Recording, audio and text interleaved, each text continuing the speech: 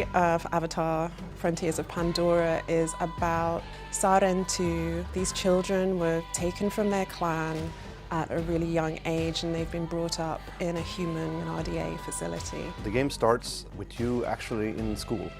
You're a Navi, but you're being raised by the RDA, the militaristic corporation, the bad guys of the story.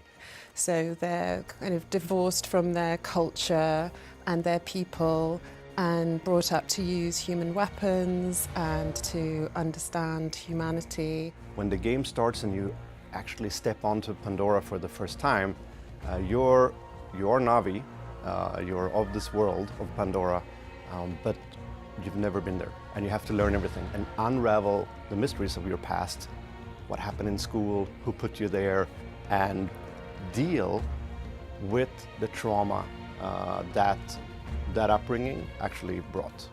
The theme of being a child of two worlds is one that resonates with me. I'm dual heritage, so there's always that feeling of being neither one thing or the other, or being in an in-between place, or being too much of one and not enough of another. And the player character goes through those moments of being, but I'm not Navi, like, can I do this? And trying to find their place in the world. Ewa, we enter your welcoming arms, at one with all things connected through you. Guide this traveler, bring them to the heart of the nest. It's about their journey to becoming Navi and finding out what that means for them. So we do have 3 other clans that they meet. There are the Aranahe, who live in a sort of rainforest climate. They weave silk and they're very elegant and, you know, sort of the poet-type artist clan. Then there are the Zeswa.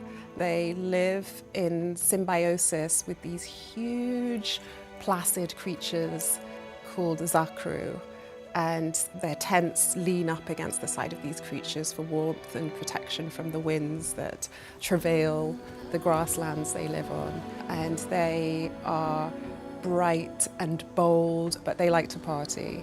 The 3rd clan are the Kamatire, and they live in the clouded forest, so they're a reclusive, mysterious clan. They are surrounded by moss and fog and sort of pine trees, and the character of the clan kind of reflects that, so they're more wary of strangers, both as a culture and for story reasons, so there's a mystery surrounding the Kamatire. Every single aspect in the Avatar universe fits together, right? This is something that you see in the Avatar films. There are lore parameters that we must abide by, and this applies to both world building and narrative. When we started the project, Lightstorm sent over a vast amount of information, everything from the Pandorapedia to Navi cultural information. And I was surprised that it included taxonomy and biological mechanisms and all sorts of information. They've done research on everything. There's an incredible amount of detail in the game. Everything from the choice of the Navi clothing that they wear, to the places that they live, to the tint of their eyes, to the animals and how they fit within the environment and how they've evolved to their surroundings.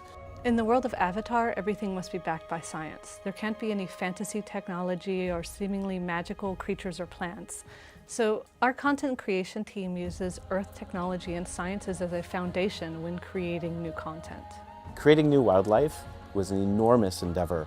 And it was a really big collaboration with the Lightstorm team that made this happen. The same people who have worked on the films to create the wildlife have helped us create the wildlife here. The Soundblast Colossus, as we showed in our trailer, is this enormous kind of almost Stegosaurus-looking style creature.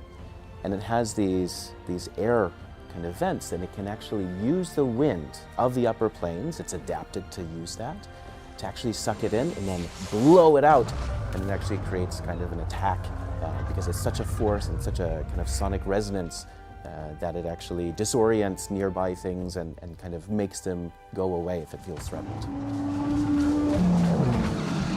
You have the clouded forest, which is foggy, damp, a little bit cooler, and you'll notice that all of the animals and all of the plant life have adapted to shorter sight lines, muffled sounds, a damper environment, and then the clans reflect that too.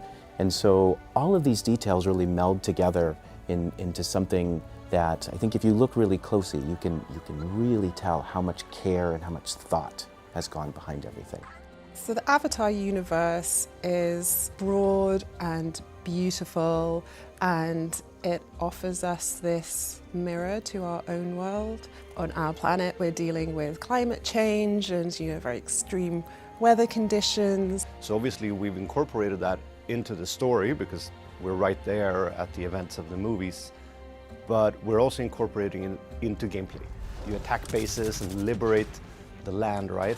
But when you do that, pollution also drops, and that changes everything, your power, everything you can harvest, the crafting loops, and there's other gameplay and facilities that you get access to.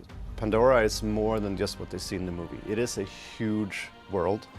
There's loads of opportunities to tell small stories and big stories, and also reflect on ourselves, our place within the natural world, how we interact with it. The Avatar universe has a lot of real-world correlations, which also serve as a warning on our own behavior on Earth.